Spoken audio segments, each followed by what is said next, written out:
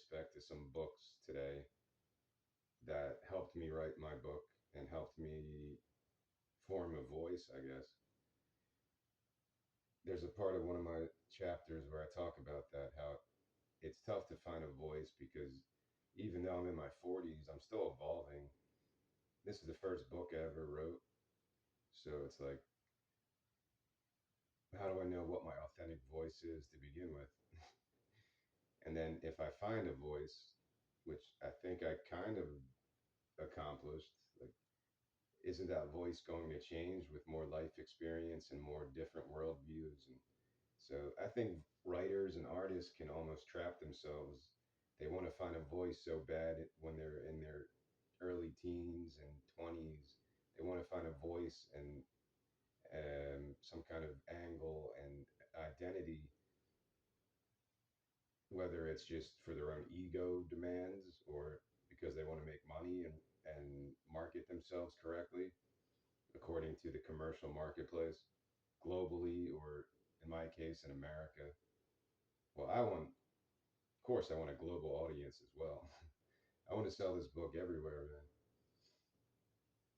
But because I lived in America my entire life, I'm very American centered sometimes without even realizing it. But that's kind of going on another topic. I want to keep this video light. I didn't do much research on this stuff because when I read a book, I'm going to discuss almost 40 books today, and I'm going to keep it under an hour somehow. I'm going to be going rapid fire through these books. Originally, I only selected 5 books like I did last time. Then I made it 10 this morning, and then I was like, fuck it. I went through my Kindle and I downloaded every book I've read since like 2020. Not everyone, but the ones that instantly I felt like I could speak about honestly without doing any research on them. There's some spiritual books because I was going through spiritual stuff. There's maybe one food related book that because I was changing my diet from pescatarian almost to vegetarianism. And then in 2021 or 2022, I became a vegan. And mostly my education for my diet was more on YouTube videos and researching stuff. I didn't buy that many books about it, but there's some books on that, a lot of spiritual books. There's a few poetry books. There's political essays and stuff like that that really struck a chord with me. There's science fiction. So I just went all over the place. I did it in like 10 minutes right now before I started this video. I just downloaded maybe close to 40 books, and I'm going to speak very quickly about them, why you should read them, why they were some kind of inspiration to my own writing process and opened up doors that I never really explored before. Some of them are religious, like from all different types of religions: Buddhism, Judaism, um, atheism, humanism, all the isms that I make fun of and say these are useless terms. I'm probably going to be using them today. So again, I'm full of contradictions and stuff like that. I just want to go through as many as possible, like I do with my records and stuff, to show you I'm trying to experience as many worldviews as possible. If I had time, I probably would have read like Scientology books. I'm not trying to be a Scientologist, nothing against that, but it is interesting. A lot of people read Dianetics. Like I remember watching Dianetics commercials in like the 80s or 90s. They would have like television commercials. Order your copy with only 3 easy installments. I'm not making fun of any.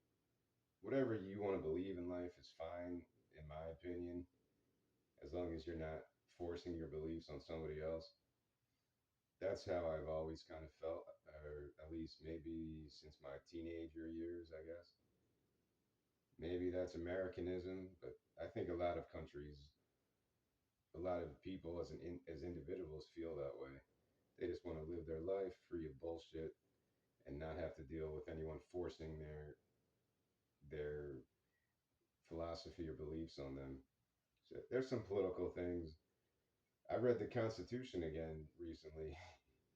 I'm a political science major, or I was journalism, communications, and political science because for some reason I went that direction in college. I hate it now. Ironically, politics I can't stand, and I don't watch the news anymore whatsoever. So it's kind of weird that I went to school for that, and now I just can't even stomach either of those topics anymore. Another contradiction because I'll be talking about those things too, and I write about politics in my book all the time. But sometimes it's what I just said. Like I'm just so tired of party politics and everything being dualistic. It's either this or that. You can't have any conversation. You have to pick a side, motherfucker. It's either black or white. It's either Popeyes or it's Chick Fil A. It's either this or that, yin or yang. It's either Marianne or Ginger. Like, there's no conversation to be had. You have to pick a side. That's what I feel like politics is now, and it's just really annoying. And maybe that's a that's more the fault of social media, like because people try to have complex political conversations on Twitter or whatever it's called X now or Facebook, and it's more just emotional. My team versus your team, other than having conversations. And yeah, I was a part of that problem too. I realize this. Um, I think I made a full recovery out of that mode where I don't really give a shit about party politics anymore. And at this point, I'd rather just ignore it all. If that's me being like a overly cynical, self-righteous, just a selfish person because I don't vote or anything. Well, I don't give a fuck. That's not my problem. If the political landscape sucks and I don't like the conversation, I'm not going to be forcing myself to follow this bullshit. Like I'm just not going to. Maybe it's always been like that, but I just didn't really notice it before because I didn't think about it like that in the past. So I don't think it's my fault if the political spectrum is just polluted with so much bullshit. Why am I going to participate in something that I don't enjoy? I don't think it's that. I'm not taking my American rights for granted by doing that. I just don't think there's a conversation I want to take part in, really. Not really. I think it's with George Carlin, I quote him all the time. It's like that illusion of choice that people present to you. And it goes back to that dualistic shit where people try to divide everything by. I'm stealing George Carlin stuff right now. He speaks about that in one of his rants, how everything's divided by economic class, race, religion, nationality, gender politics. He's talking about this in like the 90s, and it's the same cycle, inflation, all these economic terms to put inside people's heads and shit. So after a while, you just want to drop out of all the shit and just devote your attention somewhere else. And that's where I'm at now. Like this video is not going to be like this. I don't want to talk about politics. It's a part of my book, my frustrations with it, and my idealism would be that there's more transparency at some point. So it's almost like politicians need to wear like logos on their suits, like a NASCAR driver, about who's paying them to say whatever stance they have. That's what I feel like. They should have logos on their suits of who's paying, who's manipulating these people as puppets and stuff. All right, ended my political rant. Because, yeah, I'm full of contradictions. The more I talk about politics and religion, I'll just keep contradicting myself and shit. So let's just start and see where this is a total stream of consciousness today. I have no notes about this shit. This was the last book I read. I wanted to show it really quickly. Teenage Mutant Ninja Turtles. Over the last 5, 6 months when I was getting into the finishing my book and editing it, my brain was just so full and I had some moments where I just needed to zone out, and besides watching cartoons and stuff, like this is great.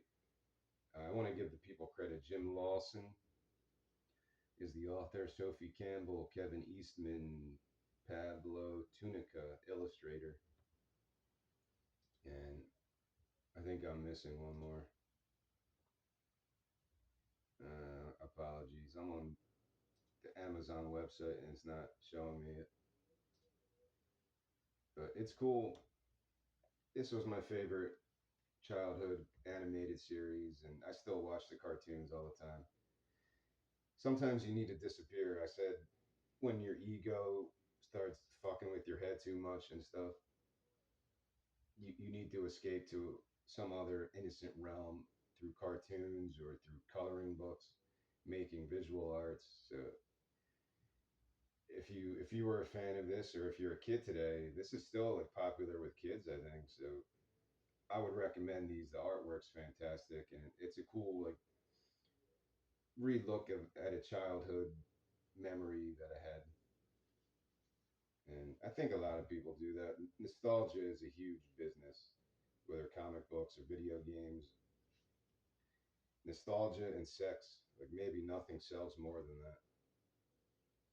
And this is Pink Floyd book that I read. It was inspirational to my book writing because it goes in detail. Jean-Michel Guesdon and Philippe Margotin. I'm going to say a lot of these names wrong. I might not even pronounce the names, but I'll list it in the description. I feel bad mispronouncing people's names, so apologies. But I'll list all these books in the description so I don't have to learn all these names today. This is a great book. It goes through like all the stories of their songwriting. I'm a big Pink Floyd fan, and this goes into the compositions, where they recorded stuff, what they were inspired by, people they worked with, and their early stuff. And I read this years ago. When I read a book, it leaves my head pretty quickly. So there's nothing specific about this book that I could tell right now. But if you like Pink Floyd and you've explored their entire discography, yeah, go get this one. I'm gonna keep these short so I don't take like 2 hours, man. And it helped me write my book because the way they formed it was like that Bruce Springsteen book where it goes like in a timeline, and it gave me a basis. I don't know how else I really would have set up my book. I'm just going in, you know, by year like that, about 2006 and 7 till 2024. I mentioned some spiritual books. This is Dance with Samsara, Cecil Messer, if I'm saying that correctly. Deconstructing Ego's Drama. I speak about ego and artistic ego and what I just said earlier about finding your voice and stuff. You have to tell that shit to fuck off sometimes when you're writing or when you're creating anything. You're going to hear all these voices demanding you to go this way or that way. And if you don't really know what message you're trying to get across yet, you can get all jumbled, and it's a problem I had a lot. I still have it. I'm trying to create something original, but my ego gets in the way or some other bullshit. And you just have to tell your ego to fuck off sometimes. I'm gonna curse a lot in this video. That's just my mood right now. So Samsara is like that Buddhist concept. It's kind of like that finding peace with that. There's a lot of spiritual stuff in here, the stages of life and death, the cycles that we go through in life, just like on the macro level of how society goes through these cycles. Terence McKenna always spoke of that human society goes in cycles, and the cycles of technology. It's all related. I'm not going to pretend I remember exactly what the some of the points of this book are, but if you like meditation, and you know, some people just have to count to 10 or 20 within and they can find their center or whatever. And I think there's some techniques like that you can do daily if you don't want to actually try to meditate next to a tree outside, which I was trying to do at some point.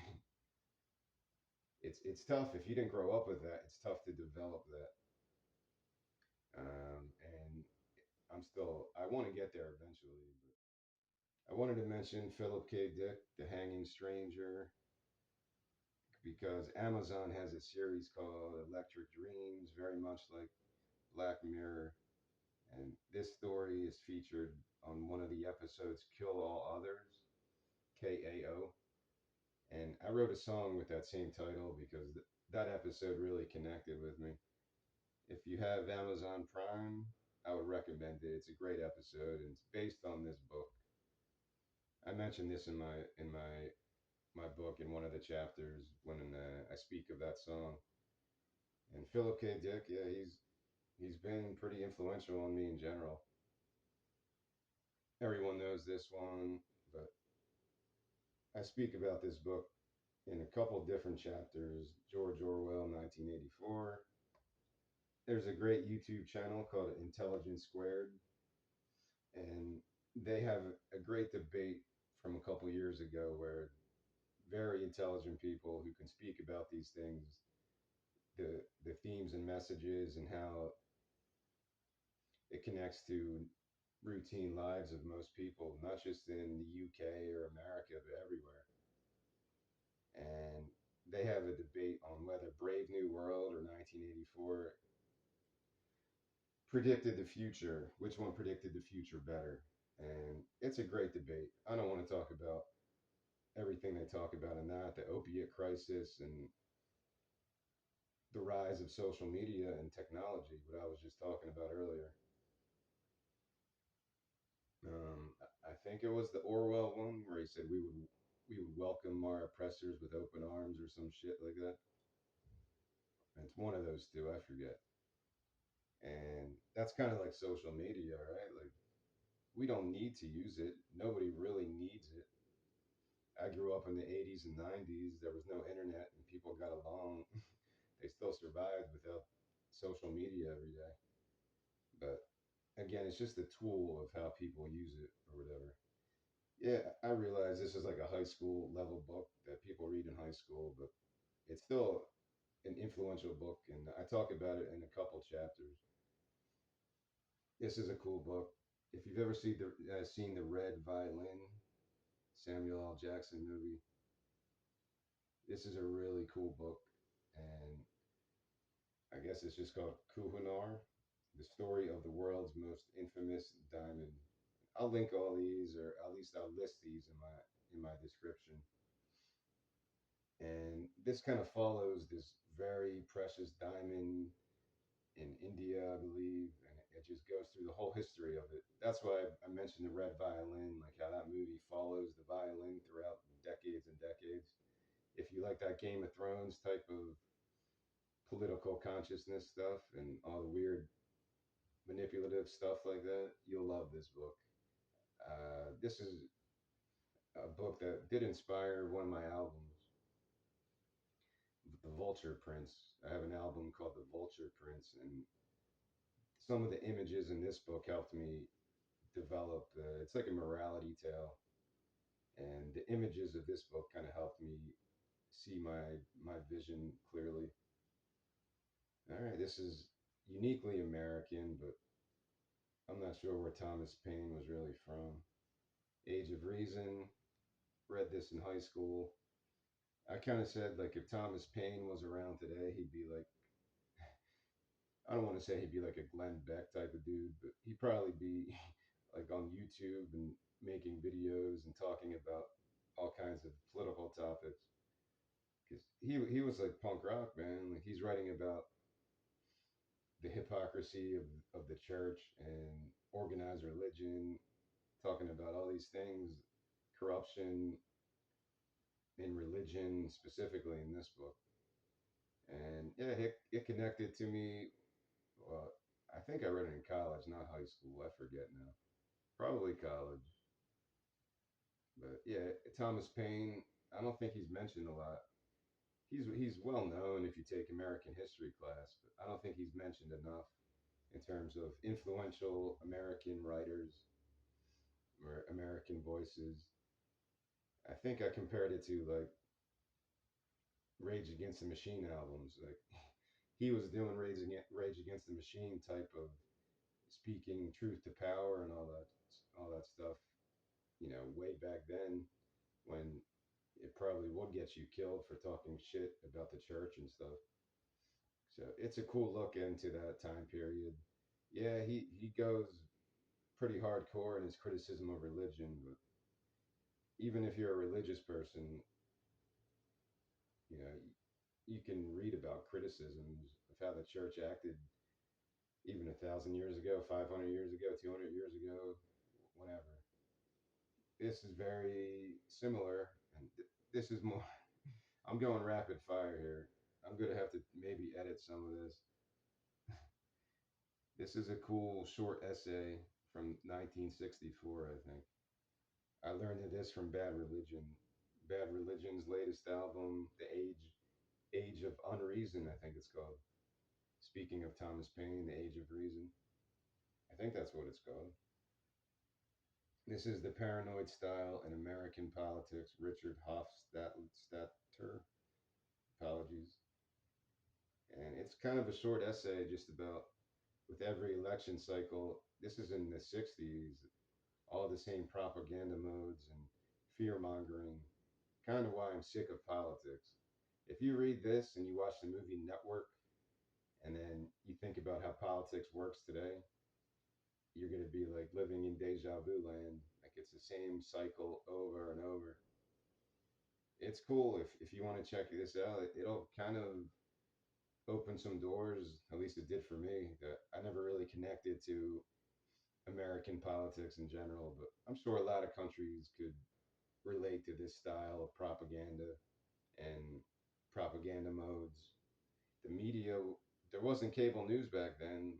This is the early 60s. They were just getting into televised debates and stuff. So it was a different time period, but it still connects to how we talk about politics today and how the media puts thoughts into our heads that we probably don't even want to have in there. But if you follow the news, it's going to seep into your head. So it's a cool look into that. And this is very personal to me because that was my brain. Fontaine's DC, I think that's the name of the band. They have a song called Televised Mind. It's a televised mind. And that's kind of, even though social media was more of my problem than television, but it's all relatable. It's just a different form of media. Maybe social media is a little bit more dangerous. It could you don't know where this information's coming from. Some catfishing robots, whatever. Like it's harder to disseminate or not disseminate, but to intake all that information when you don't even know what's real or what's not. Along those lines. Yeah, this one's happier. Those last two books are kind of downers. When you speak of political paranoia, I'm not a huge Ramones fan, but I respect them. I listened to them in high school, kind of my introduction to punk rock a little bit. I had the Ramones Mania CD, always rocking that. And I always thought they were kind of like a novelty band, almost like a Kiss, because I don't know, some of their songs didn't really connect with me. But this book helped me kind of understand them more. Not that I really remember it. This is specifically Johnny Ramone, the autobiography. It was a good book. Not that I really remember it too well, but they were a bunch of tough, hard ass dudes, man. And I like their live album the best. They have a live album from the '70s, and it just kicks ass, man. A lot of people picked Rocket to Russia or the other early ones, and I'd rather listen to them live because they just have that energy that's infectious. But if you like the Ramones, yeah, you would love this book. Even if you just like punk rock and you don't really know about the Ramones, younger generation, check it out. These next few are all like music books. This is I mentioned this book briefly because I do like this guy's voice. I said if I was going to form my own punk voice, it would ideally be a mix of Keith Morris and Jello Biafra because I think they just have unique ways of getting their words out. Like you can tell I have a problem with my speech sometimes. It's tough. Public speaking is still. This is like the 15th video I made straight. Every day I've been making a video of at least an hour, close to an hour, and it's tough for me. I still have problems getting my thoughts out in the most clear fashion. It's a hard thing to do. Stream of consciousness, but whatever. This is a great punk book. He goes into all the personal stuff that he went through in his life, his upbringing, his influences, his family life, his touring, which he has some crazy stories about touring to like Europe, some of the shit he went through. The story of a punk rock survivor with Jim Ruland, who I think I have a couple books by him actually. So if you like the Circle Jerks, he has another band called Off, which they did a great album a couple years ago. It was probably the best punk album I've heard in a long time, although I don't follow punk rock as closely as I used to.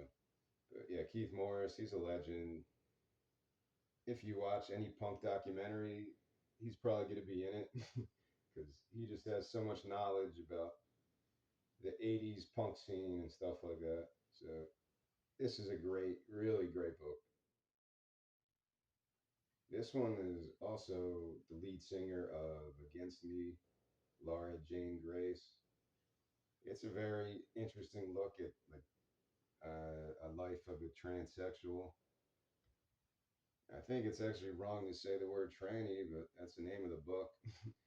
Supposedly, that's like a derogatory term nowadays. I don't fucking know. But this is a great book. It talks about Against Me and how she got into punk rock.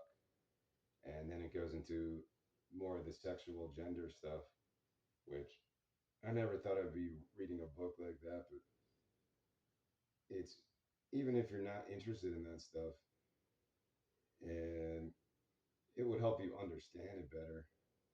And yeah, I love Against Me's music. I've always kind of connected to the Axl Rose album and especially New Wave. I love that album. If I could sing like a punk rap voice, like I said, I would try to sing like Keith Morris or Jello Biafra because I don't think I could sing like this. The powerful voice of Against Me is just in all their songs. It's just like that crazy raspiness and the crazy just balls to the wall like that. So it's an interesting look. I got through this one pretty quickly because it is a captivating thing to learn just how people go through a sex change. Is just a crazy thing to learn about the hormones they have to do and all that shit. It's fucking crazy, man. Like it's a lot of I don't remember it now. This was probably 2 3 years ago, but I know she goes into detail about all that stuff. So it's an interesting look at that lifestyle. Bad Religion, the story of Bad Religion. Do What You Want. Was this also the same one? Yeah, Jim Ruland. Bad Religion. Yeah, they're so much a part of my teenage years and then later on up till now. So many songs I write. I try. I don't want to say I try to model it after their style, because I probably have no songs that sound like a Bad Religion song. They just have a unique style, great musicians, and great lyrics. I read this also. Like I read all these three books very close together, probably 2 3 years ago. And if you like to learn about Epitaph and the struggles of being in a punk rock band, whether it was in the 80s when they were like teenagers and they're still doing it now, I think they're still touring now. Like I think it showed up in my Spotify feed that Bad Religion was touring in the next few months or something. They talk about going to Europe and some of the political struggles and I don't know the politics of the music industry and the lead singer Greg Graffin. I said it before. He's like a professor. I forget what college. There's a lot of I don't remember the stories in detail, but if you like Bad Religion, if you like learning about early punk rock scene, then you'll enjoy it. This is a weird one. All right, I'm about 30 minutes, and maybe I went through almost 20 books so far. This is probably the weirdest one. The books of Enoch. I wanted to share this because I was getting into Joseph B. Lumpkin. I was getting into a lot of spiritual stuff, and this one might be the strangest. It's about how like angels came down and impregnated women, and then there was a new race of giants and Nephilim or something. I don't know why, but I formed a screenplay called Rebels around this time, and it has to do with like the end of the world. I just thought it was interesting to learn about some of these old myths about giants and angels, and the ending of my screenplay is like the apocalypse, angels and demons fighting it out on a soccer field. Sorry for ruining it for the, the zero people who will watch this today. But that's basically why I read this. But it's cool. Like I'm not gonna lie, it's tough to get through books like this. I don't think it's included in the Bible. No, it's not. It's just a separate spiritual thing, and I think it's a part of Judaism. When I was researching it, a lot of like rabbis on YouTube were talking about this book. I want to say even like Jehovah Witnesses believe in this. Like angels came down, and I don't want to be derogatory here, so I'm not sure exactly, but it's relatable to Scientology. Like they think aliens came down and put their souls in people or something like that. Again, I'm not trying to offend any religions. I'm not educated in Judaism or Scientology or Jehovah Witness stuff. I'm not educated, but I just like to pick interesting things that could work for science fiction or horror movies, and that's a great concept in my opinion. I'm sure it's been used already in like some Twilight Zone thing. So, the Book of Enoch. I want to say it's been in movies before, but I can't really think of it right now off the top of my head. And yeah, it's tough to get through. It goes through like types of angels and all this other stuff like that. All right, the next one is maybe the most influential writer. I mentioned Brave New World, Aldous Huxley, Doors of Perception. I think the Doors became the Doors because of this, right? That's why they named the band the Doors. I want to say that's why. But he was doing early experiments with psychedelics and stuff. Excuse me. He was like an early psychonaut, or is that what they call it? Like Terence McKenna and people like that, who kind of explored their consciousness through psychedelics. I think Huxley was one of those first people. And again, I read a lot from him. He's a poet. He does a lot. He wrote a lot of short stories, and I have a retention thing. After I read a book like this, it might be fresh in my head for like a week or so, and I'll try to form my own stories from some of the concepts in this. And I quote this a lot in my screenplays and in my series, The Madman's Daily Unequivocal Comedy. My first episode, The Last Prisoner, starts with a quote from Aldous Huxley. My last episode ends with a quote from Aldous Huxley. So he's kind of my bookend of my season one because I think I was reading a lot of his stuff and it connected with me a lot. And I realized like with George Orwell and Huxley, like yeah, you read this stuff in high school, so people might be laughing at me like, oh, he's still on this shit. You didn't even check out this guy yet. Like, yeah, I get it, man. But these books are just, I don't know. They're even today. I could read this again and be kind of caught up in that imaginary world. Not that he's writing this based on his life experience, but to me, it's like an imaginary world. I've never really done psychedelic drugs and experienced that stuff, and I'm not saying I want to, but there is an appeal to that that I talk about a lot because I think well, Terrence McKenna. Oh, I keep mentioning him today. So I did read his book as well. I actually have the paperback of one of his books, Foods of the Gods or something. I don't think you can get Terrence McKenna on Kindle. I keep mentioning him. I guess he's on my brain for some reason. But he always said, yeah, you could learn meditation, the Samsara, and all that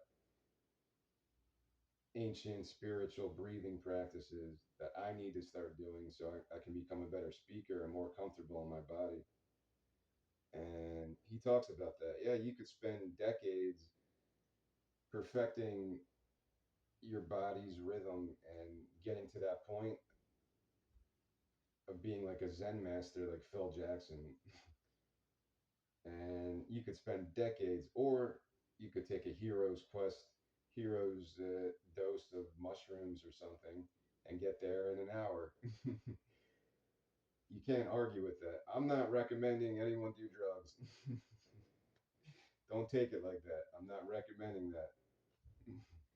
But he might have a point there. So it's a very appealing thing to expand your consciousness. How do you know what they're going to do? People take ayahuasca or LSD or whatever else. I don't fucking know what it's going to do. Maybe it'll be terrible. Maybe it'll open up some different consciousness, some doors that I didn't know exist. Like, that's where I'm at. I'm kind of afraid to do it, but I'm not saying I'm against it or anything. I don't think it should be illegal, at least. Why should any government or any religion control your consciousness? Which is basically, that's a tough thing to argue against, as long as you're not hurting people. All right, let me go a little quicker because I'm already at 40 minutes here. This is probably, if I had to pick my favorite books of all time, this isn't a cover, but you'll know what it is. Watchmen. I learned to Watchmen probably in my 20s. Alan Moore. Apologies, I forget the other guy's name. But Alan Moore is pretty interesting guy. I quoted him in my book a couple times. And Watchmen was something I read again in 2020. It's a great story. Besides the story, there's an HBO series that's really good. The Watchmen movie was really good. And yeah, I respect that guy. He's kind of fearless, man. He's one of those writers that won't get afraid of anything that pops in his head, probably. I'm not an expert on Alan Moore stuff, but he seems like that anarchist type of dude. He's not afraid to say anything or think anything or go anywhere that his artistic muse takes him. So I respect him a lot. Man, there's one song in my book that was inspired by this Tibetan Book of the Dead. I don't know why I read this. I was reading all kinds of spiritual books, like I said, and I have a chapter in my book called Thoughts at a Funeral. I think that's why when I started reading this, and maybe even though I wrote that album like a decade ago, I was still working on lyrics because originally it was meant to be all instrumental songs. So I probably learned this from like Joe Rogan or who's that other guy? I forget. Apologies. I'll write it because I can't think of his name right now. It's somebody who's always on Joe Rogan's podcast. And I'm not going to pretend to know anything about what's in this book. it's kind of a ritual of what people go through when somebody dies. And yeah, I can't speak on it like I'm educated. I would have to read this book like 10 more times to just get any kind of comprehension. But it was still a beautiful book to read. Like, I don't know, every culture handles death differently. Me being of Italian heritage, the limited funerals I went to were always like morose and this the sad organ music. Is that an organ? Like, if I die, well, of course I'm gonna die, but when I die, I don't want that shit. I don't want no church funeral, no funeral home shit. If people like that, that's fine. It's not for me though. My whole thing was to make it like a fun experience where people would shoot flaming arrows towards my body as they float out on like a little floaty raft. They could just launch like fireballs at me and burn my corpse. I want something like that that's just fun as shit, like an amusement park. I have a lot of ideas about this if investors want to contact me, like make an amusement park almost like for funerals where you could hold really fun funerals for your loved ones or hated ones. Not to make light of this book, it is a serious book with serious ritual stuff. I don't want to poke fun at, the ritual stuff in here that they talk about. If you like that type of thing, then you'll like this. And it's poetic. I wrote an entire song with a long stream of consciousness, kind of on the images that I developed in some of these chapters. But again, the retention I have for a book like this is very minimal. I know there's a lot about colors and stuff, different colors that you see when you die or something. It's pretty crazy. This is a spiritual book that a lot of people know. The Prophet. I don't want to mispronounce his name. This is a beautiful book. Salma Hayek actually did like an animated cartoon based on this. That's really good. I remember watching it when I read this. I didn't read this until a couple years ago. I would always see this in stores, but I didn't know what it was. But it's just a beautiful poetry about life and death and morality and stuff like that. This is a book you could read every day, probably like a Bible or something like that. That contains messages, just universal messages of peace, love, and all that stuff. Becoming a better person every day. I spoke of Pat Croce's book in another video. Pat Croce, I saw him when I was a little kid at the Spectrum, and he kept saying, I feel great. That was the name of his book. And I think he was kind of relaying that message to people. When you wake up in the morning, I feel great. Yeah, it's tough to do that. You can try to convince your consciousness that you're happy and do stuff like that. And sure, I believe in the power of almost hypnotizing yourself through your thoughts and stuff. But then maybe you go through your morning commute and somebody cuts you off, and then it's just fuck. So yeah, it gets a little hard to maintain that throughout the entire day or whatever. All right, whatever. Just go read this book. If you've never read The Prophet, like I neglected it for like 40 years of my life. So go read this. It's really good. This is also a Bad Religion connection.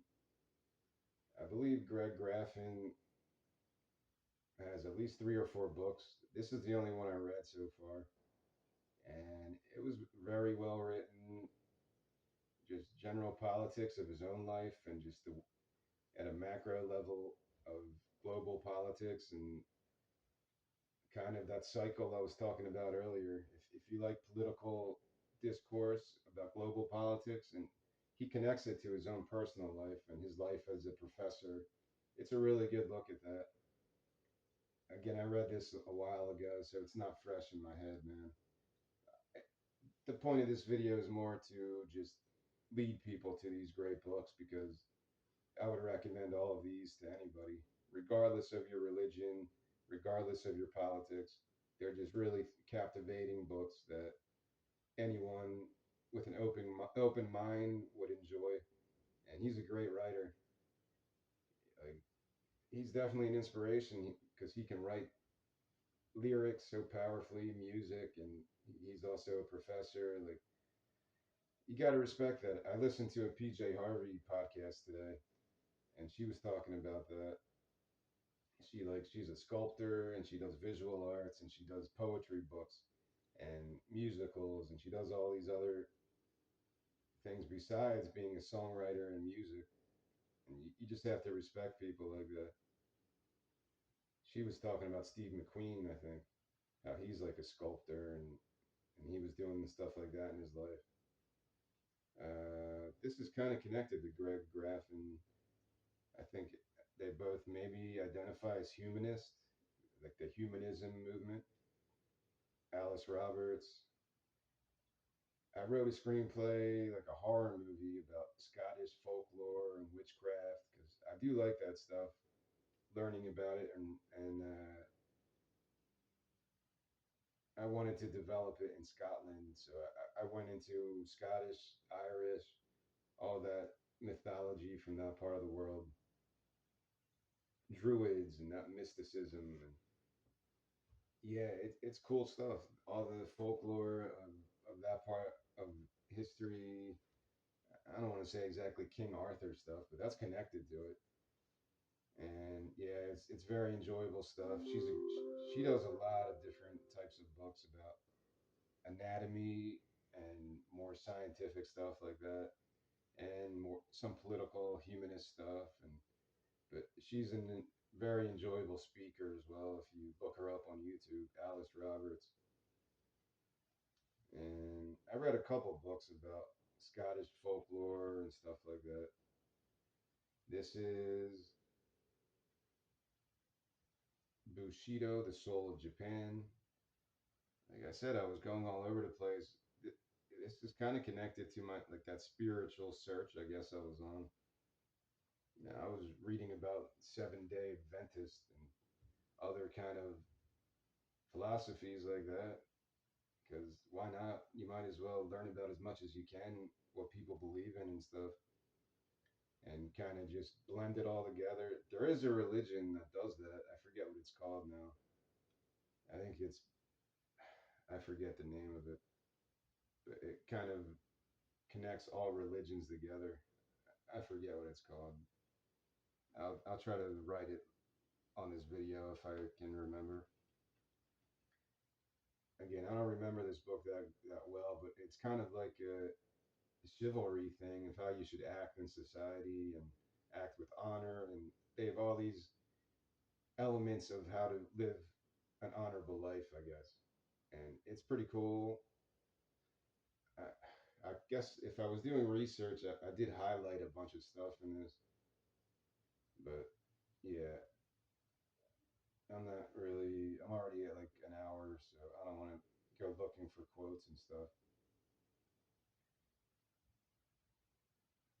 Yeah, most of the time I would highlight stuff when I when there was a word I never heard before. But sometimes, if a passage connected, I would read the whole passage or highlight the whole passage. All right, let's keep moving. This is going to be like over an hour because I still have like 15 books to do. This is the only book that I bought regarding diet. Dick Gregory, and overall, he's just an interesting guy, man. Yeah, there's some later stuff from him on YouTube where he gets a little conspiracy crazy, and yeah, I don't know. It's still entertaining. If it offends you, you might not want to watch it. But he's talking about stuff that I was going through when I go to a grocery store now. I kind of connect to him. I go to the produce aisle. I'll go get cereal. I'll go get. Oh, I drink coffee now. I was for the last few months. I've been on coffee, decaf coffee, and but I still drink tea as well. But I pretty much eat the same thing every day. In the morning, I'm eating like an oatmeal blend that I created with oat or with cereal, coffee, avocado, an orange, apple, and cinnamon. I blend it together and then I just eat it, and it's like a pudding, and it's delicious. I'm telling you, like maybe I'll make a video about that. That's my. I've eaten that every day for like the last 6, 7 months, and then I'll have like beans or tofu later, and for lunch and dinner I would have beans, tofu, cauliflower is my main vegetable, garlic, and I kind of keep it simple like that pretty much. And hazelnuts. I was doing hazelnuts and walnuts, but now I just do hazelnuts. They're easier to eat, and I think they taste better. Like pistachios are the premier nut. If I'm gonna list my nuts, it's pistachios is number one. They're just the most delicious nut. Yeah, I got an eighth grade sense of humor. But hazelnuts are really good.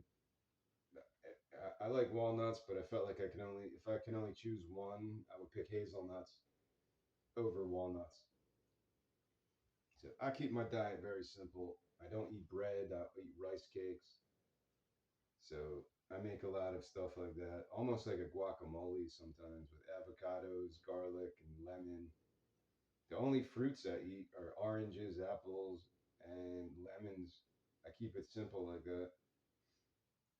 And I've lived like this for like years now, maybe 2 years.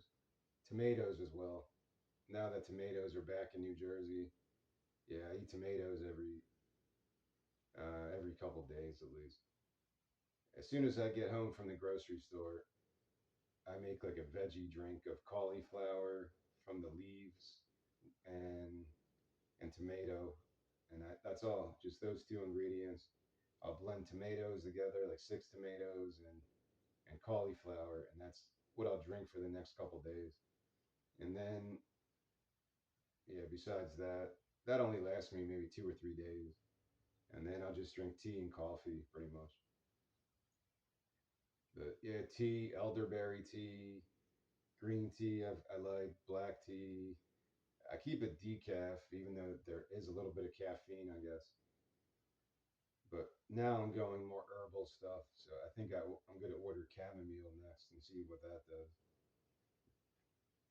It's been an experiment. Like I tried lavender tea, like herbal tea, lavender, and I didn't like it at all. I like the elderberry, that was good. Just plain green tea is always good. Keep it simple like that. And yeah, I try to stay away from caffeine, but I realize there's a little bit of caffeine in decaf coffee.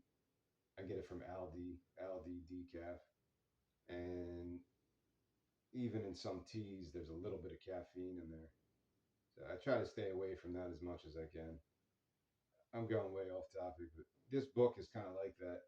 He talks about his diet, fasting, which I experimented with fasting over the last few years. I fasted for 5 days, maybe 2 years ago. No water, no food, nothing for 5 days. I just like slept all day pretty much. It was a weird experiment, and during that time, I painted. I made like maybe 10 to 20 digital paintings, which I kind of still like, kind of don't like anymore. And that's kind of how I spent my days. But most of my fasting is only like 2 days. I'll go 1 or 2 days with no food or water. I haven't done it in a couple months though. And he goes into all that in more detail. And he's just a funny dude. Dick Gregory, like Alan Moore, he's another guy that just speaks his mind and he doesn't give a fuck. Like I think he was fasting because it was the Vietnam War and he was kind of that was his way of being against it or whatever. Yeah. I have this book on paperback as a paperback as well. Wilhelm. Ruland, another Ruland, and it's called Legends of the Rhine. I mentioned I wrote an album, a double album called Songs from the Rhine, and I wouldn't have been able to without this book to form that album and the characters, the plot, the song titles, the lyrics. This book was completely everything that I based my story on, pretty much. I watched a few other videos about the Lorelei myth and stuff like that because my entire album is based on Lorelei, the Rhine River, and the medieval folklore like that. Again, I love this stuff, man. There's an Amazon documentary about folklore and movies like The Wicker Man and movies like that. It's one of the best documentaries I've seen. I'll include the title of it so people can get directed to it. It's on Amazon. It might be for free actually, and it's like a 2 hour documentary about how folklore is incorporated in horror movies throughout the years, and it's fantastic. It led me to so many ideas and other stuff, but yeah, I had to include this because I wouldn't have written my first album. My first concept album was Songs from the Rhine, a double concept album based on the Lorelei myth, and I wouldn't have gotten anywhere without this book. So yeah, I have to share this guy. If you love old folklore, it's not just about Lorelei. It's just about all these different myths from the Rhine region, and they're fascinating to me. Speaking of Dick Gregory and speaking of like spiritual stuff, when I wrote Elegant Eccentrics, my screenplay, I read this book. I believe it's just called The Kabbalion, and just like the Tibetan Book of the Dead, my comprehension and retention of something like this is not very good. It goes into your consciousness, it goes into the power of the mind and all that crazy stuff that I don't know. I have like a brain cloud that it's tough for me to develop these things. And I know what they're talking about, but it's hard to conceptualize it mentally. And this is that type of book. It's like Hermetic philosophy. If you want to look up all that stuff, Hermeticism and stuff like that, it's pretty trippy. Again, I don't want to disrespect people who like base their life on this because I'm not educated enough to talk about it. But if you want to explore some crazy stuff about the power of the mind and I don't know, other interesting spiritual connections to your consciousness, yeah, go check this out. I have to read it again, just like so many other books. I read this one time, and if you're not staying with it, it's not going to stay within my brain. So I can't really give you a clear review of everything that's in this book. But if you kind of, it's connected to the cult a little bit more from a mental and spiritual plane and all that stuff. But yeah, it's pretty captivating stuff. I mentioned Elegant Eccentrics because not that this book isn't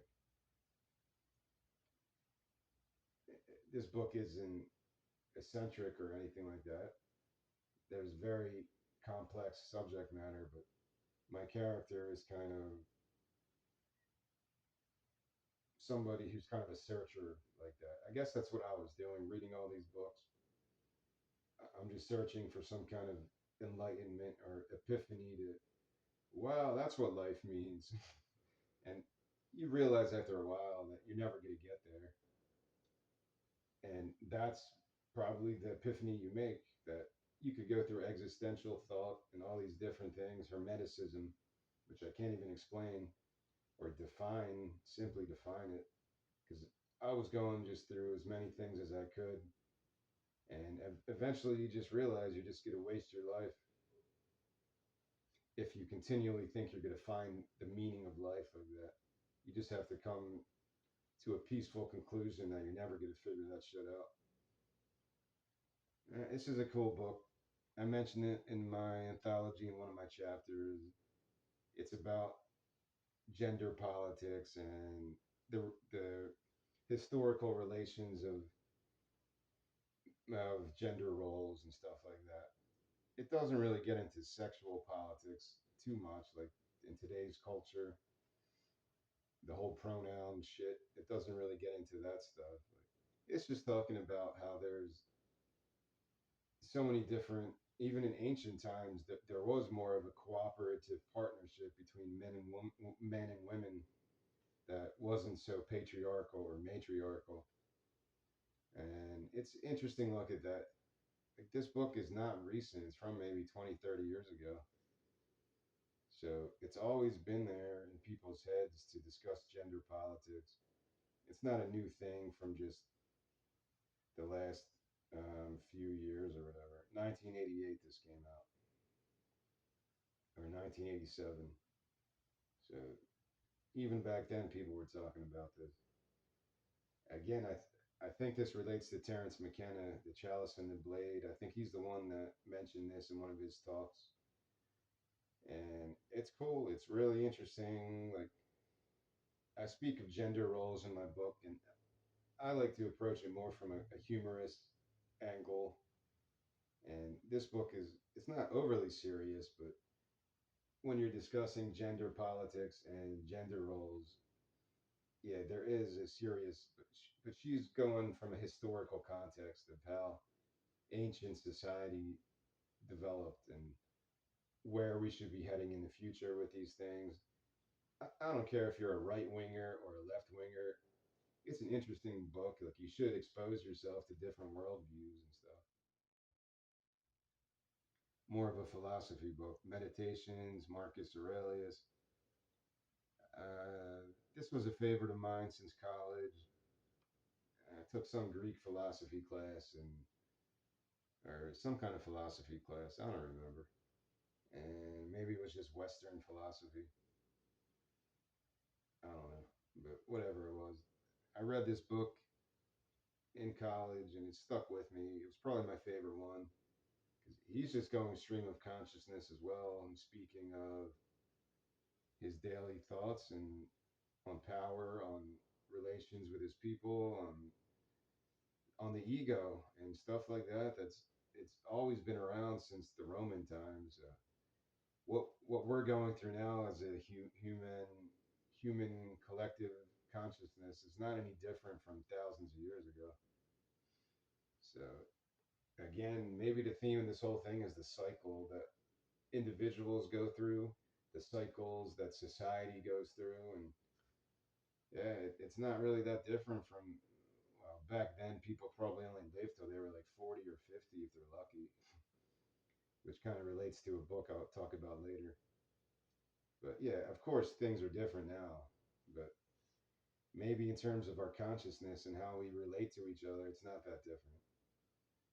And that's my favorite philosophy book, I would say. Meditations, you can just open it up to any page and just read whatever you want to read. You don't have to go chapter by chapter. And I like books like that. This is different. I bought this only because I saw Gillian Welch was a part of this. She wrote the foreword, and it's really good. It was a helpful look on how to just think about songwriting in general, writing songs like a story. So this book helped me as a songwriter, as a screenwriter as well, and just as I don't know, as an artist in general of how other people approach these things. Because yeah, after I make this video, I could grab my guitar and be like, I'm gonna write a song, and most likely I'll come up with shit. I won't come up with anything. The way I handle it is completely different. I just have to be in some moment where something is compelling me to pick up my guitar. Excuse me. Something is compelling me to pick up my guitar, and it'll lead my finger somewhere. Like it's weird like that. And for me, over 20 years of songwriting, like I usually just jam out for a couple hours, and maybe I'll do that for a couple days a week, and then by the end of that month, I'll have all these files. I'll go back and I'll listen to it with new ears and think, well, that one's actually pretty cool. And maybe like 10% of an hour jam session will be kind of interesting, but the rest of it will just be boring shit. So that that was my life in 2022. I went through like hundreds of these audio files from 20 years ago, 10 years ago, 5 years ago, and I was just organizing music like that, and it was difficult, man. I don't want to say what part of this process has been the hardest, but it might have been that, because I don't have professional equipment, microphones, so a lot of my recordings are so bad. And yeah, it's just to remind myself how a song goes. That's why I record it like that. PJ Harvey, I mentioned her earlier. Orlem, this is 2023. She had an album, and I want to say it was called like Inside the Year of Dying or something. Apologies, I forget the name of the album. But she also wrote this in connection to that album.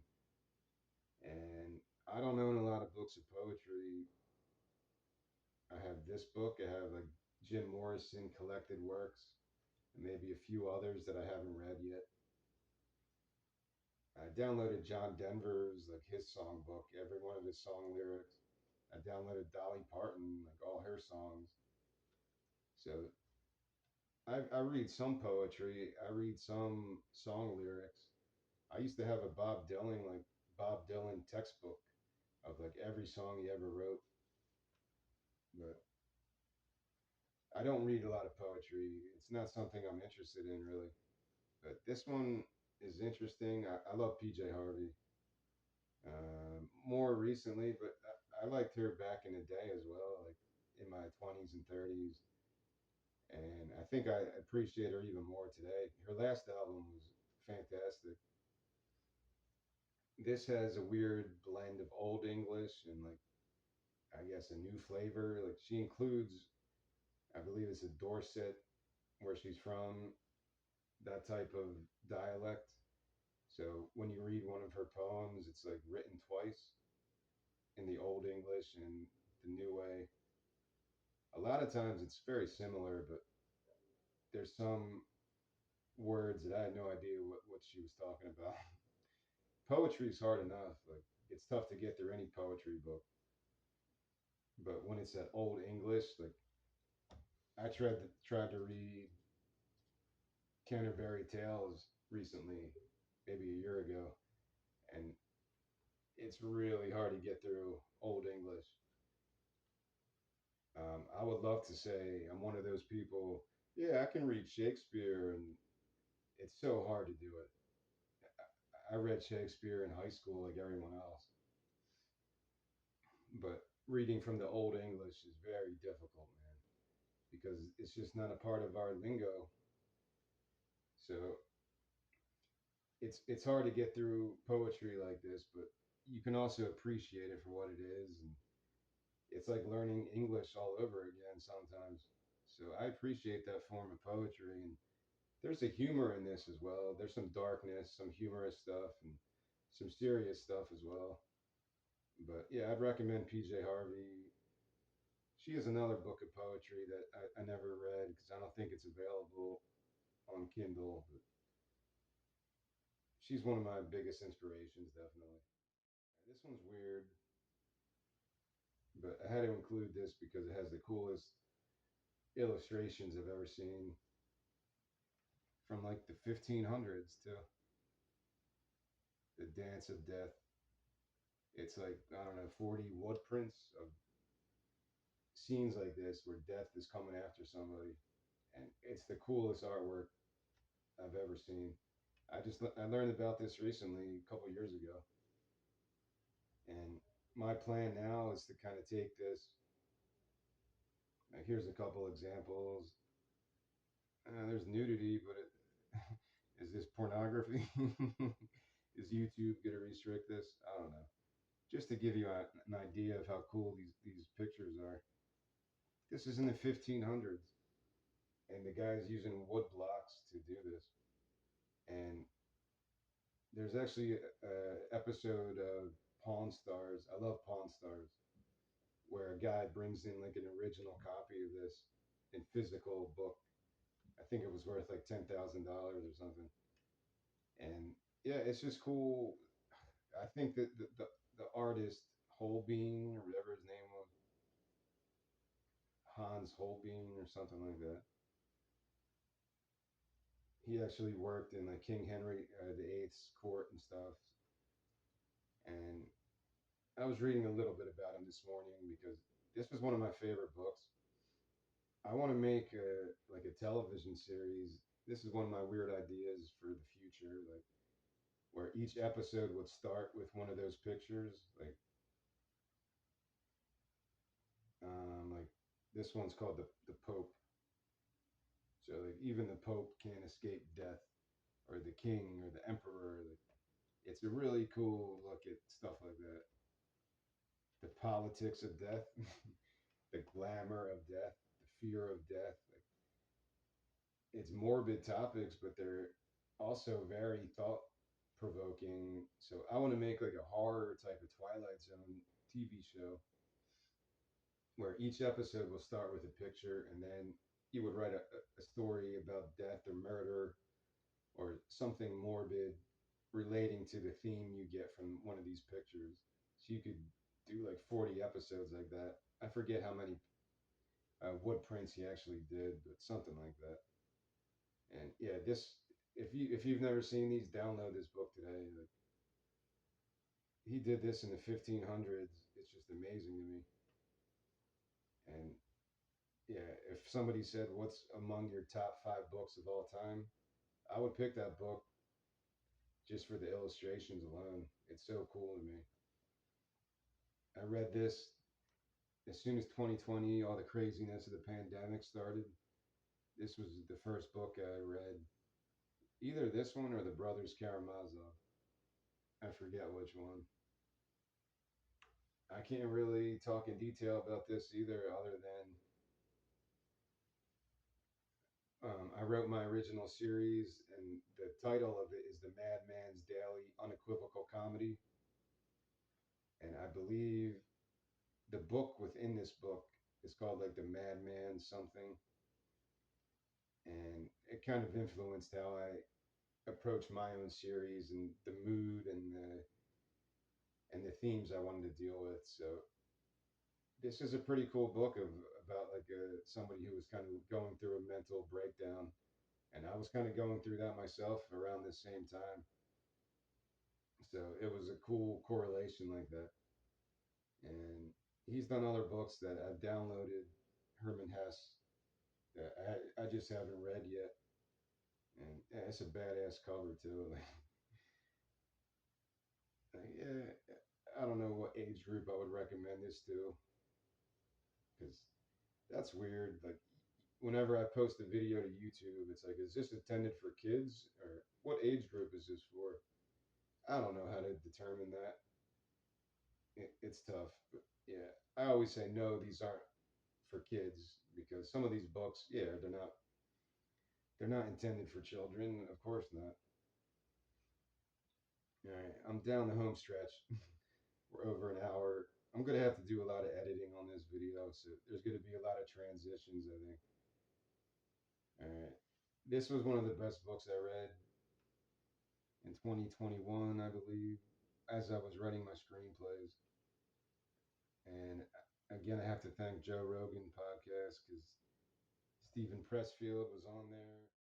It's one of those books you could read at any point if you're feeling stuck and you need a kick in the ass, whether you're a painter, a screenwriter, a content creator on YouTube, and you're losing focus, you're losing your inspiration. This is a book you should probably check out. I read it only one time, so yeah, it's kind of hard for me to retain some of the information. But he talks about the muse that leads an artist on a path, and just the frustrations you'll go through wanting to give up at some point. Everyone kind of goes through that if you're trying to do something in the artistic industry? Am I going to reach financial success? Is financial success, should that be my goal to begin with? Like he goes into all these neurotic things that artists probably think about on a daily basis. And yeah, it's definitely connected to my life, especially now that I'm done with my book, pretty much done with it. What's my next stage? Where do I go from this point? It's probably a book I need to revisit to kind of keep me focused on what my goals are and all that. All right, this is 2022. This is kind of a newer one. I think she lives in the UK now. She has a couple, very popular books. That one of them was made into a movie, I think, not too long ago. And this is more just about everything that I like to talk about, censorship, and why artists shouldn't be restricted by exploring any territory, and the dangers of regulating someone's thoughts, and even cultural appropriation. Yeah, sometimes it's fitting, and I'll agree with it, but sometimes it also divides people up in unhealthy ways. Like, there's a level of identity politics that's very fraudulent and just very backwards. Maybe it's intending to bring people together and promote equality and all this stuff, which is great. But a lot of times it goes just off the deep end, and there's no logical explanation for some of these things. So she explores this stuff. She gets into the fearlessness that you need to have, or that you need to develop as an artist, because you can't be afraid to explore things that through characters you create, or through, depending on the style of writing you use. It's difficult, man. Like, you don't want to offend people. You don't want to be accused of being insensitive, or stereotyping people. But then there's also the flip side of that, where it will make your art so safe until the only thing that's left is people writing Hallmark movies. Like, yeah, I'm exaggerating to that degree, but if you're afraid to explore this topic, and then later you're going to be afraid to explore this topic, or say this, or portray someone in that light, because you're afraid of some backlash. And eventually, all you're going to write is Hallmark movies with like nonsensical cardboard, plastic storylines that's been done a million times. Like, there's a balance like that, and yeah, censorship is a big issue for me, because I'm just beginning to, like, hopefully have a career as a writer, as an artist, and there is a fear of that. Of I'm not afraid of people calling me something, like, because I don't care about people's opinions that much. I don't care about people's judgments, because people who do stuff like that probably have never created anything in their life. Like, yeah, critics that have to review art and writing, I have respect for them, because they probably read so much in their life. And even though they have a basis of knowledge, and they're probably well educated, and they could have book reviews way better than I'm doing right now. But yeah, the whole world of criticism is also very political, very perception based, and very subjective, because art is like that naturally. There's a lot of albums that were reviewed when they first came out 30, 40 years ago that probably got shit on by all the critics. And then for some reason, later on down the road, they become crazy popular, and everyone's like, yeah, we were wrong about it. There's a lot of weird political stuff in the art industry, because there is a lot of money involved. Of course, there's going to be bias towards a general worldview, bias towards certain artists, or genres. There's going to always be that natural bias because we're human beings. It's no different for anybody. It doesn't matter what your race, religion, nationality is. There is that natural tears for fears. I wrote this in my book, that tears for fears. Everyone wants to rule the world. There is that natural ego, um, competitive, more than competitive, that Gordon Gecko competitive level inside everybody. So you have to constantly kind of fight that within yourself. I don't even know how to say his last name, so I'm not going to attempt to. But you probably know his name from Fight Club. This is called Survivor, and it's a great. It was in my top 5 books that I've read since 2020. And I've probably read like 50, 60, close to around that, I would say. Because I'm not at that level of reading that other people are at. I don't read a book a month or anything like that anymore. Maybe I can do that later on, but right now I'm just focused on writing my book, releasing my book. So I haven't been reading new stuff or anything. This is a great book. They can make a movie out of this one, just like Fight Club, about the life in a cult, celebrity culture, commercial consumerism. There's so many different things that he kind of explores satirically in this.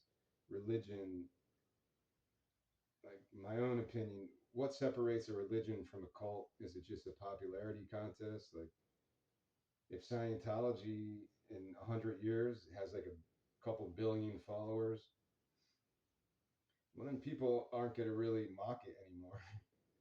I don't think I mocked it earlier. I'm just saying, is religion more of a popularity contest? Like right now, the major religions are what? Islam, Catholicism, Christianity, and Judaism, I guess, Buddhism, Hinduism.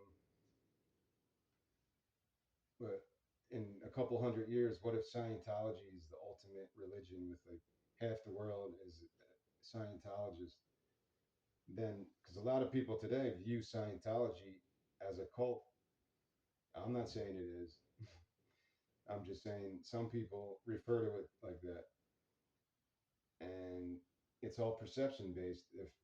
If Scientology becomes the dominant religion in the world, I don't even know if they consider themselves to be a religion.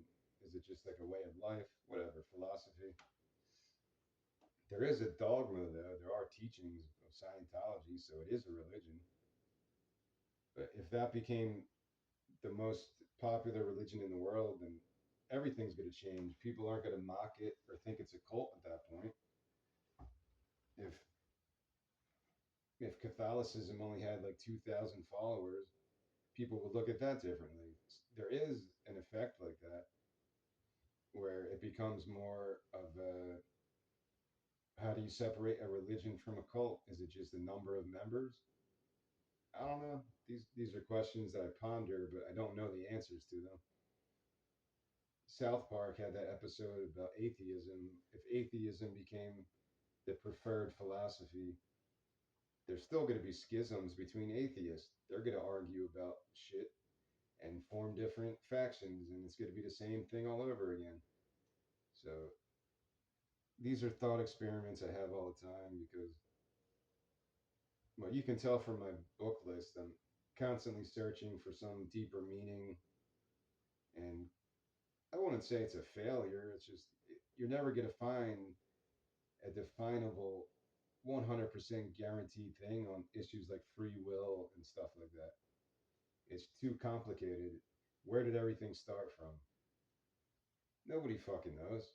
You can be an evolution believer. You can be a creationism, whatever, intelligent design, whatever that means. All these things are pointless to me, in my opinion. Like whether you believe in evolution or creationism, it doesn't matter. Like, nobody can explain the origin of the universe. Well, the Big Bang, that explains it.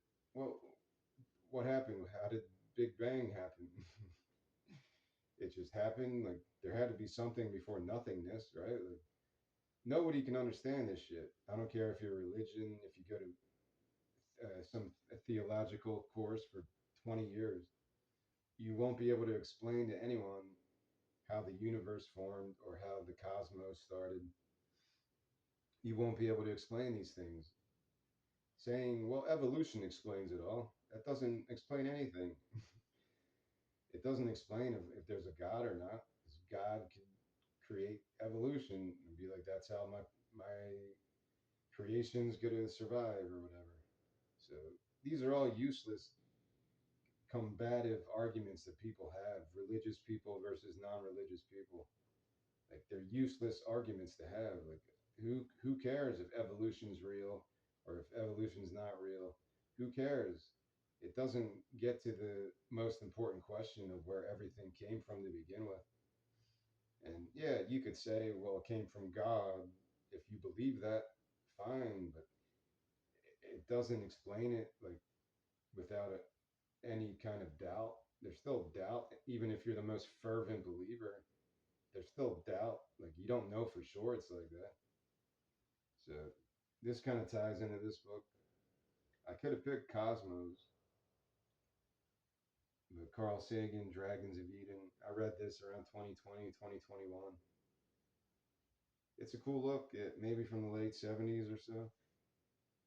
It's a cool look at more 1977. He goes into the brain more in this one. I also like Cosmos. It was more about the universe in general, and the dude's like a poet, even though he's a brilliant like science guy. He's also kind of a poetic.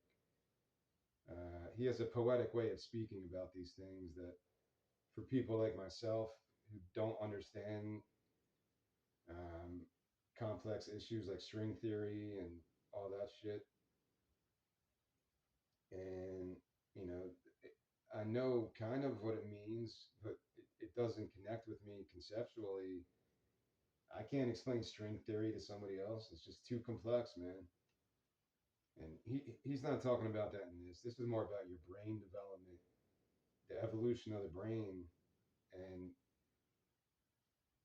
he goes into some weird stuff about reptiles and differences of cognition among different species and why our brains act in a certain way. And he talks about the upcoming computer revolution and artificial intelligence.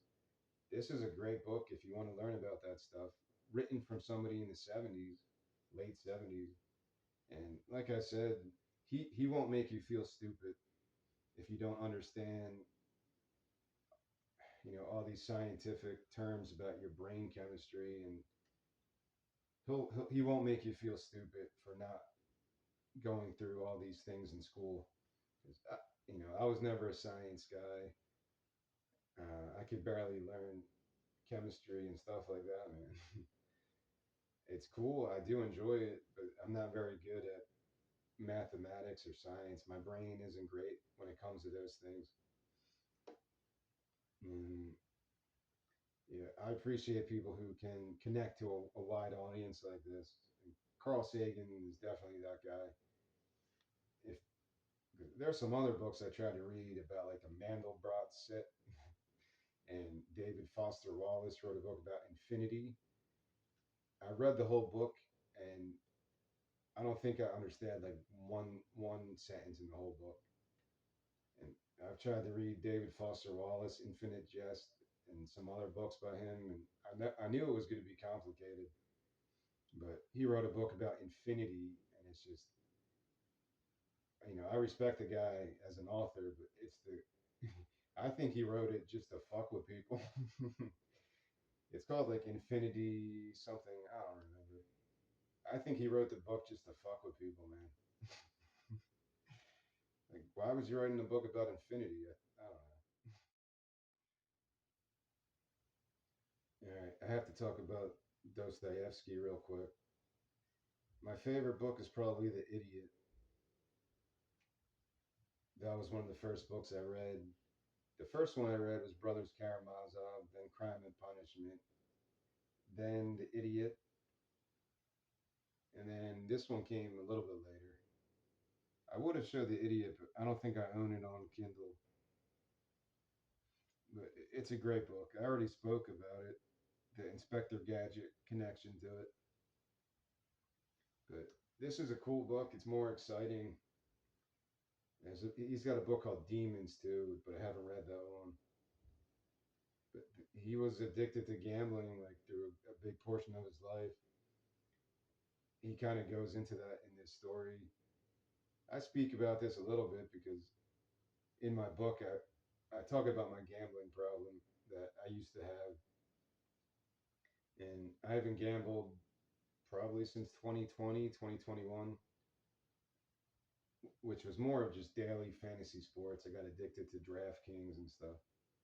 But I go into that in my book more. And I live in New Jersey, so I used to take the train to Atlantic City all the time. And when I worked in Philadelphia, I was like 5 minutes from Parks Casino. So after work, I couldn't fight the temptation, and I would go play poker or go to the roulette tables like this book.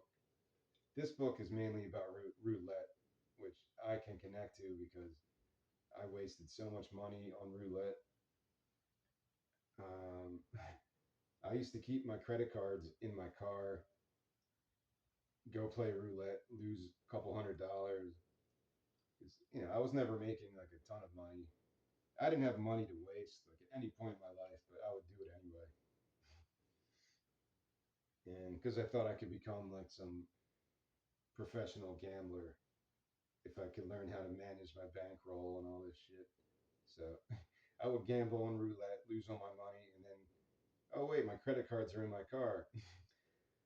For some reason, I thought if I locked them in there, I wouldn't go back and get them. But so many times, I would just go back to the parking lot, get my credit cards, go to the ATM, get a cash advance, play roulette, waste another $1,000, and then yeah, roulette. If you're a young gambler and you're not aware of it yet, like it's the most addicting game, man.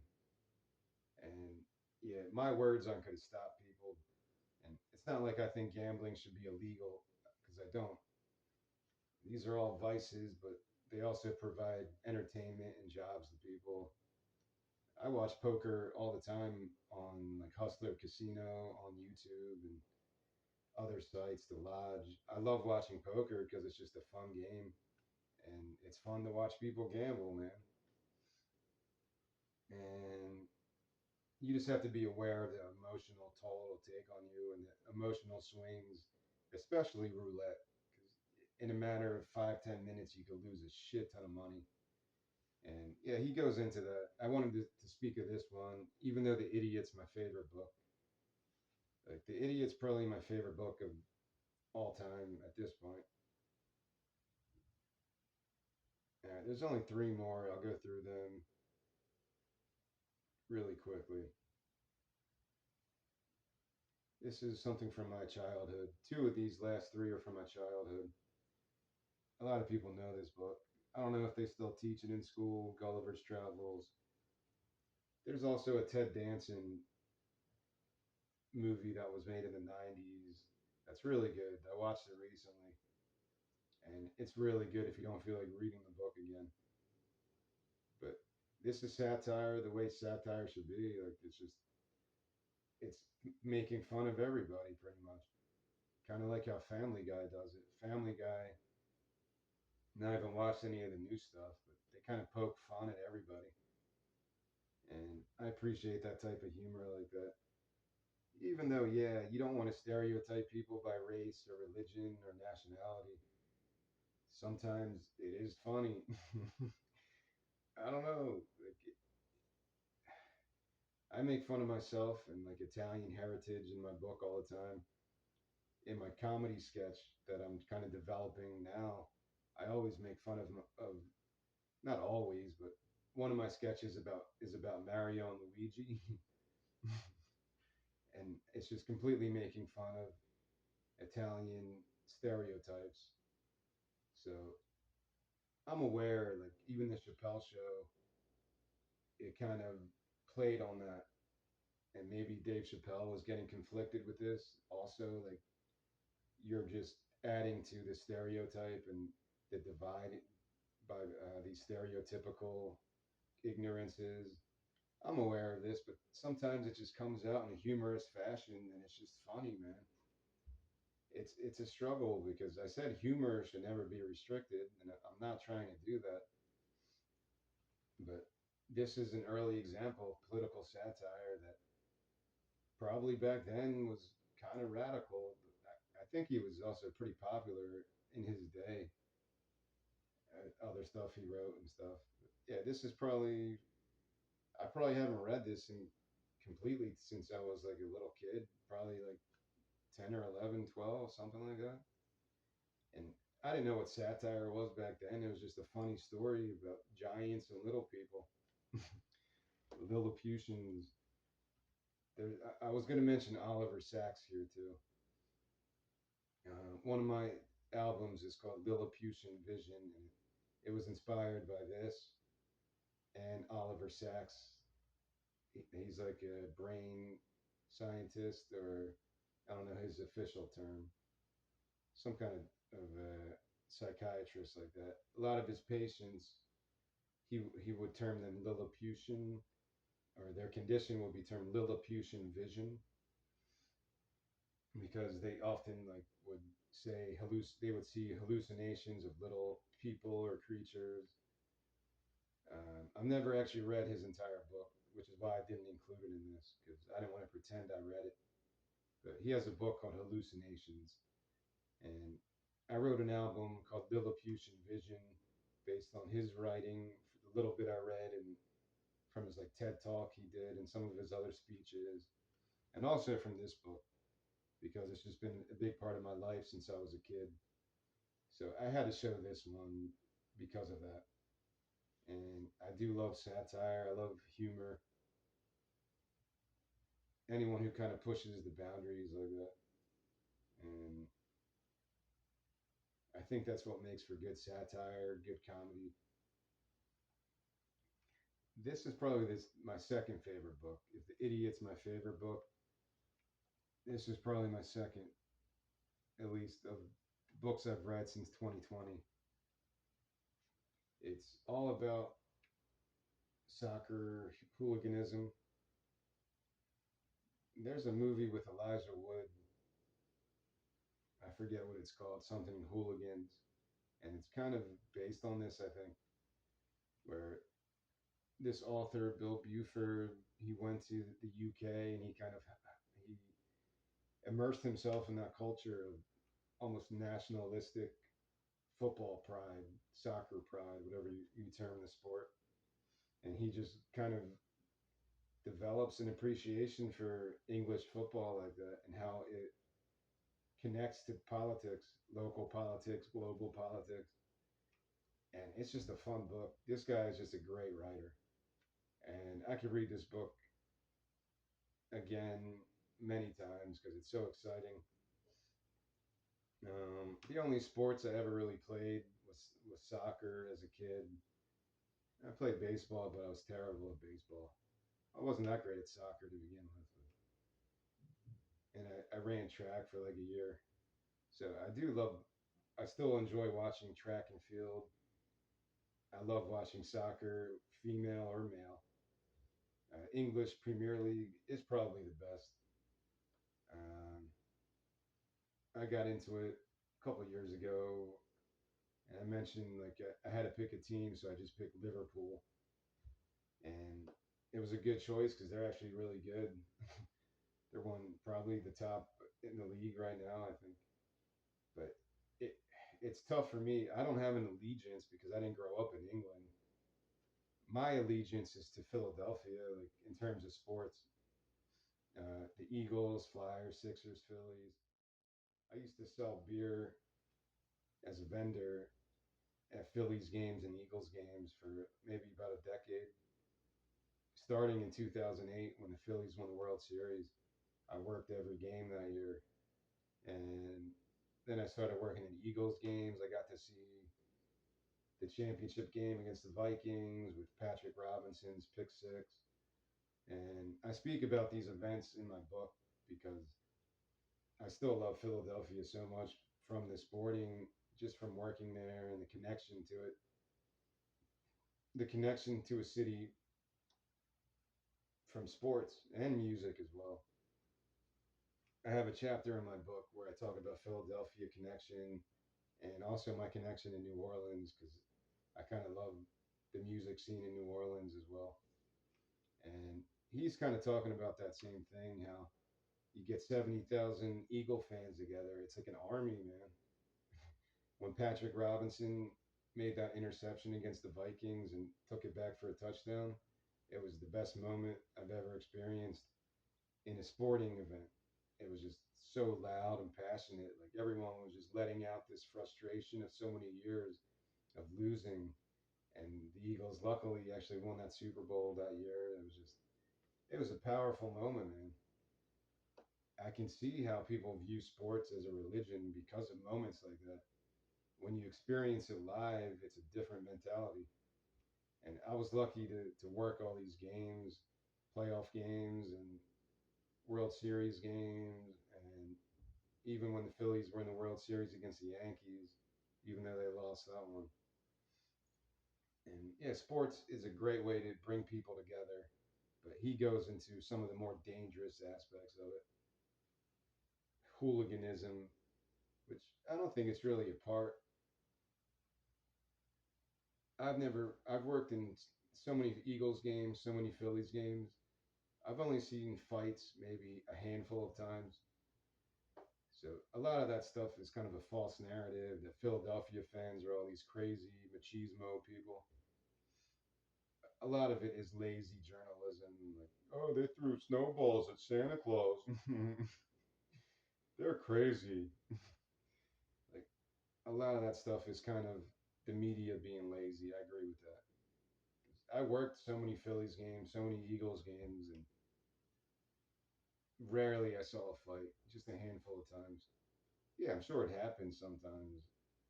And you have any event like that with alcohol and people getting their like machismo attitude out. I'm the alpha male and that type of tribal mentality. Like, whether it's in England or anywhere in the world, there's always going to be an element like that. Whenever I went to the library in my town, Pennsauken, New Jersey, I would always go find like Shel Silverstein stuff,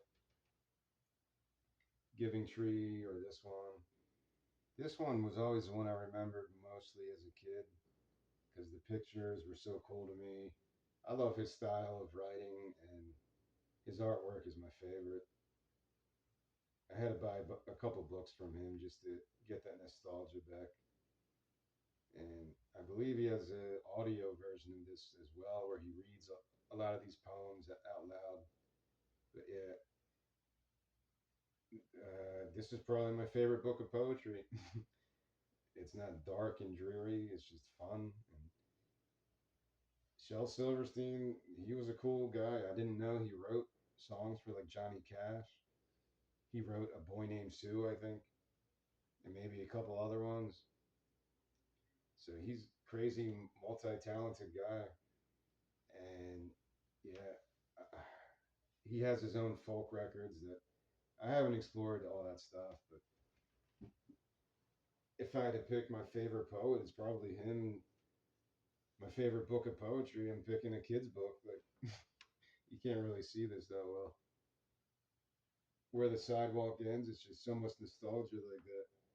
Where whenever I went to the library, I would just run to get this book, or The Giving Tree, or Light in the Attic, I think is the other one. Yeah, A Light in the Attic. Yeah, it's just classic stuff. I think a bunch of modern artists like My Morning Jacket, there was an album where they kind of covered a lot of his song or took his poetry and formed them into songs or songs that he already did. So a lot of people appreciate his type of art. It's for kids, it's for adults, it's for anybody. This is probably the only book, as well as the Ninja Turtle one, that I would recommend to children. Of course, this is a children's book, but I love his artwork, and it never gets like old for me. I'm a pretty cynical person, but I don't think I'll ever reach a level of cynicism where this won't make me happy because it is a nostalgia element of my childhood. And yeah, I don't think I've ever written anything in this fashion, but maybe one day. Writing a children's book like this seems easy, but it's not. Like, I consider myself a visual artist, but I don't think I can draw cartoons like this. Um, I did spend about a month or two putting a children's book together, and it's on Amazon. Again, it's not intended for children. Not intended for children. It's called The Gay Dinosaur Agenda, and it's a satire about gay politics, LGBTQ politics, gender politics. I want to make it into a musical like the Book of Mormon or Avenue Q, like that type of feel. So I wrote like a 30-page children's book with illustrations and kind of a lyrical flow to the narrative. But again, it's not for children. It's not for children. It's about gay dinosaurs fucking each other in the dinosaur buttholes. It's not for children. It's a comic look at gender politics, gay politics, all that stuff. And I said, like, I'm not a gay person. Can I write about gay stuff? I don't know. Why not? Like, you should be able to explore anything. I'm writing about gay dinosaurs. Like, I'm not against that. Like, I'm totally for gay rights and all that stuff. But I feel like it's a good look at satire. Like, there is a satirical element of gay politics and that whole scene that I don't know a lot about. I said if I ever made this into a musical, it would have to be an all gay cast because they would have to tell me, don't do that, that's too offensive. Because I don't want to offend people's lifestyles and stuff. But yeah, it would be a difficult thing because I want to make it. The goal of writing the gay dinosaur agenda was so that gay people, as well as religious people, could all go to a theater and watch this musical together. That's my dream.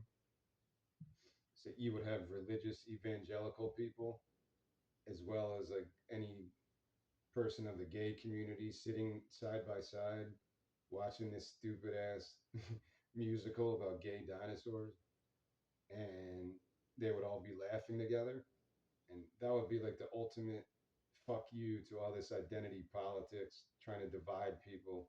If you get all these hardcore Christian conservative people who think it's all just a devilish conspiracy, gay people, it's just some part of some grand devil conspiracy. And dinosaurs, they're just, their bones were put there by the devil. And that's kind of why I connected these things together. So my goal is to have the LGBTQ community in the same room as these hardcore Christian conservative evangelicals, and they could all laugh together and enjoy a stupid satire about gay politics. Or yeah, it's about gay politics and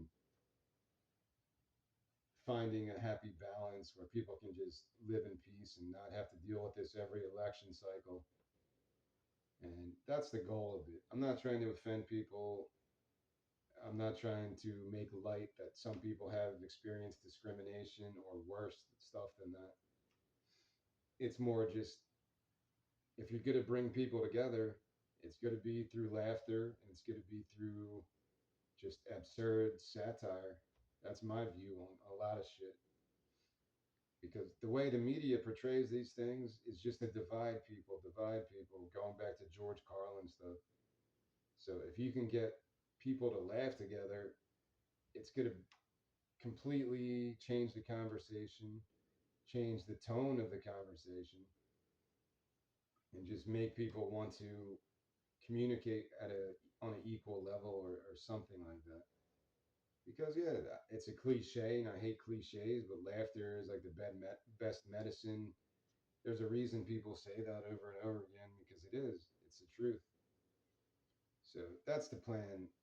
I have other ideas for children's books that I haven't done yet. The only book I have on my Amazon page is The Gay Dinosaur Agenda. I think I sold like 0 copies, but maybe it's on the Kindle Direct. So people like, if you read it, you get like a penny a page. But yeah, I seriously, I put like 2.5 months into this story, and the goal is to make it into a musical. So I have the song ideas for about 6, 7 songs right now, and they're all very like musical, like Broadway stuff. So I said I would probably need majority of the people to be gay, to be a part of the gay community. So because I don't want to do anything over the line, wherever that line is.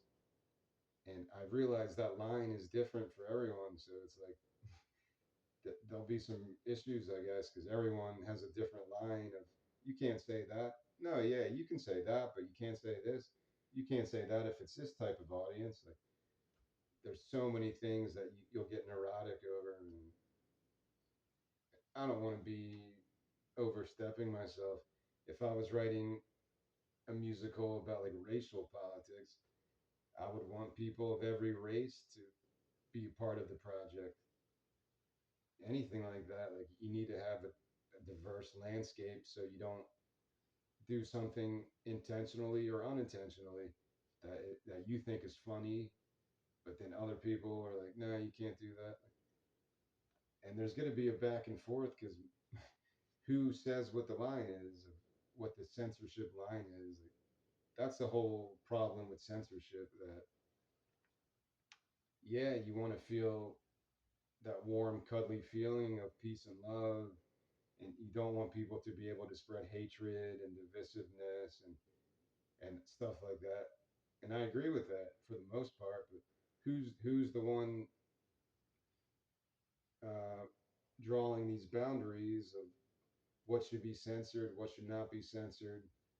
Where is that line that you can't cross as an artist, as a writer, as a comedian? Is it all the same for everybody? It's very complicated stuff when it comes to censorship, especially for art forms, because there shouldn't be any kind of restrictions in an ideal environment. If there was restrictions in the past, then people would still be getting burnt at the stake. People would still be being hung in public squares and shit. But people, you know, were able to write about stuff and change people's minds, whether in political movements or just through art. Art is a form of politics. Art is a form of propaganda, whether you agree with it or not, whatever perception you have of it. So it's a complicated issue. I could talk about censorship for like this whole 2 hour thing that I'm at 2 hours now. So eh, these are some of the issues I speak about in my book. I have to stop at this point. I have a lot of editing to do with this video. Um, Hopefully, you'll find some books here that maybe spark your interest. Some of them are well known, some of them are a little bit more obscure. And yeah, anything I listed, I would recommend because I've read any book I listed in this video is something I've read completely, even if it was only one time, and even if it's only, I don't have a lot of retention of what I read. I know it was a good book. Some of them I have more knowledge than others. Some of them I kind of forget the main messages and stuff. Like the Samsara book and more of the spiritual guides, Bushido, the Soul of Japan, or whatever it was called. Like, there's a lot of information in those, so it's hard to retain it all. But I guess that's it. Hopefully you find something. I'll list all the books in the description so you could easily explore one of these.